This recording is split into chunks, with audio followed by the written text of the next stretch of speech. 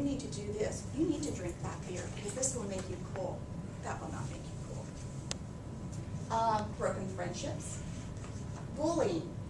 And I know that Ontario schools have a huge bullying policy. So if someone is bullying you, you need to speak up and you need to talk to someone, okay? Substance abuse, regular physical and hormonal changes. That includes boys and girls. And believe it or not, you guys are going through hormonal changes because it is preparing you to become an adult. And genetics, okay? Any questions? If untreated, depression can lead to problems at school, as I said earlier, failing grades, poor attendance. All of a sudden you see where you have a friend sitting next to you, and all of a sudden they're not showing up for school. They just continue to not show up for school. There might be a problem there. Running away, a cry for help. One of your friends says, I don't want to stay at my mom and dad's house. I want to come live with you. That's a cry for help. Substance abuse and self-medicating. When I say self-medicating, I mean you break your arm in soccer and you're depressed. You can't play soccer anymore. The doctor has given you Vicodin so that you can have pain relief. Well, you decide this feels really good, so you continue to take that. That's what depression can lead to. Low self-esteem, ugliness, shame, or guilt. Eating disorders, anorexia, bulimia, and binge eating. Does anyone know some of the signs and symptoms for eating disorders? Bulimia, can anyone tell me? People sticking their fingers on their throat.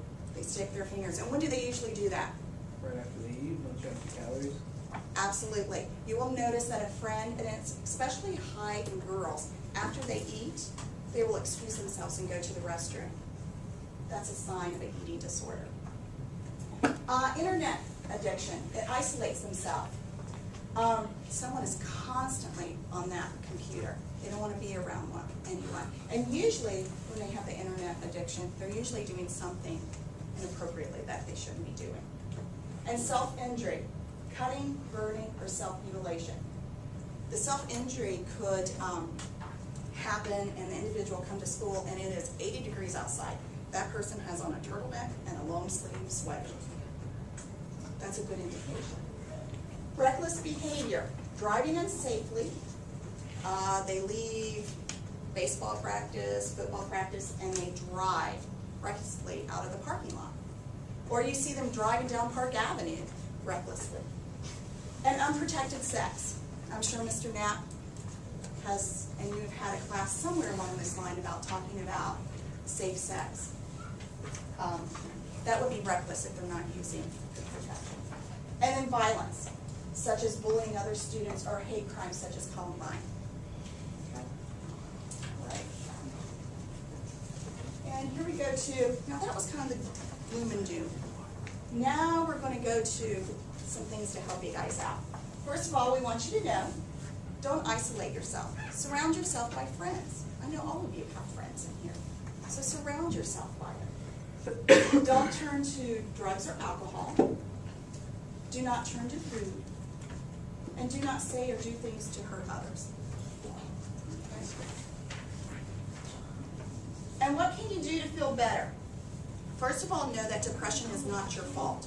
It is truly a chemical imbalance in your brain. You do have control over feeling better. You need to stay connected to friends and family.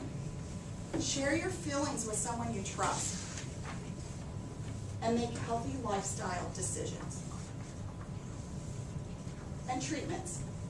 There are group and family therapies. Sometimes you can go one-on-one with a social worker or a psychologist. Sometimes you take your whole family if the family has been affected by some traumatic experience. There are also medications that are available, but they must be monitored by a physician. And our goal today is to help you cope with depression before it gets to that level. Behavioral therapy helps change negative thought process, and that's usually done through a social worker, a nurse practitioner, and then coping skills. And that's really what we want to present to you today, our coping skills for depression. And here they are, exercise. How many play sports? Very good. How many feel good after they ran and scored a touchdown, scored a goal? How many feel good about that? Good. All right. Healthy eating. How many of you get all your fruits and vegetables and your protein in every day? All right. And then we have something called Pay It Forward, and Kim's going to go into that a little bit later. We also have the power of positive thinking. We'll go into that. And we're going to tell you about promoting sleeping habits, hygiene and grooming, recreational activities, keeping a journal, having a reliable support person, and a safety plan. Okay, any questions so far? No. All right, I'm going to turn it over to Kelly and let her get started with that. Okay, everybody stand up for just a second. Jump up and down like 5 or 6 times. Just move a little bit, move a little bit, move a little bit, move a little bit. Okay, just sit down. All right, that was a very minimal look at what exercise can do for you. I look around the room when that's happening, you're smiling, and you feel a little bit better because you're not just sedentary and sitting there. And exercise is a great coping skill for just about everything in life. It prevents a number of health issues. It stops you from becoming overweight. It can give you a good sense of balance in your life, a good feeling in life. And while it's hard sometimes when you're feeling down to get up and move, once you do, you're going to start feeling much better. Just even if it's for a small amount of time, but a small amount of time of feeling good is better than no time of feeling good. There's proven psychological and physical benefits of exercise. I think I'm on the wrong slide. There we are, sorry about that. It helps to reduce anxiety, which I know you've been talking about in class, and improve your mood. Can anybody in here say they've exercised and then they just felt horrible about it? You felt bad about exercising? Why did you feel bad? Because I wanted to go to sleep. Because you wanted to go to sleep. Because you were tired? Because you exercised? Yeah.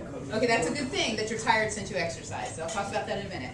Actually, recent research has said that exercise alone, it can be better and a better coping mechanism to dealing with depression than some of the major medications that are out there. So this is a surefire way to at least start a program to help yourself deal with and cope with some negative things in your life. And as far as you wanting to sleep, it will help you sleep better. And that's a great thing when you're dealing with stress, is allowing your body to sleep. So how does it actually work? There's chemicals in your body. It's almost like, for those of you like chocolate, eating a piece of chocolate and it makes you feel good. That's what exercise does for you. It actually releases the good brain chemicals in your brain, and because that's where it all starts from. And it actually helps you get a sense of well-being once you do exercise. Yes, sir? Isn't that chemical called serotonin? Yes, sir, it is actually called serotonin. Very good. That deserves some value. Oh, It that does. does deserve gum. This is why I was throwing I'm so sorry. You should try it with your opposite hand. I did. I taught you how to throw it that way. Cody should There you go. He's the gum. What's your name, sir? Alex? Alex. Alex is the gum man today, so we need gum. See him today. No.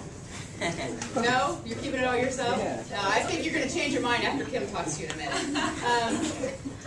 What it does actually, as you exercise, it actually reduces some of the immune system chemicals that your body will build up. So when you're having when your body is going through stress, it releases bad chemicals called cortisol, quite frankly, and it actually makes you feel worse when it builds up in your system.